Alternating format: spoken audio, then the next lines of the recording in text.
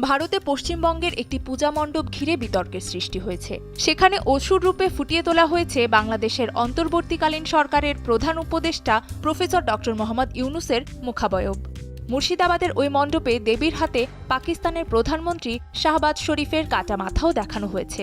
বিষয়টি ঘিরে সামাজিক যোগাযোগ মাধ্যমে চলছে আলোচনা সমালোচনা। বিতর্কিত এই থিম দেখতে মণ্ডপে ভিড় করছেন দর্শনার্থীরা। কেউ বলছেন শিল্পীসুলভ বার্তা, আবার কেউ বলছেন সীমা লঙ্ঘন। পূজা আয়োজকদের দাবি এটি দেশের শত্রুদের বিনাশের প্রতীক উপস্থাপনা। जो आप दिख रहे हैं वो प्योरली कोइंसिडेंटल है। আপনারা যা দেখছেন এটি বস্তুত কাকতালীয়। আমাদের চেষ্টা ছিল দেশের অখণ্ডতা ও একতা রক্ষায় নারী শক্তির যে অবদান রয়েছে তা প্রকাশ করা। नारी शक्ति का जो प्रकाश है वही हम दिखाने की कोशिश कर रहे हैं। একই জেলার আরেকটি মণ্ডপে যুক্তরাষ্ট্রের প্রেসিডেন্ট ডোনাল্ড ট্রাম্পকে মহিষাসুরের রূপে সাজিয়েছেন শিল্পীরা। পুজো কমিটির মতে আন্তর্জাতিক রাজনীতির প্রতারণা ও বিশ্বাসঘাতকতার প্রতীক হিসেবেই এই উপস্থাপনা। অসুরের রূপে এবার দেওয়া হচ্ছে ডোনাল্ড ট্রাম্পকে।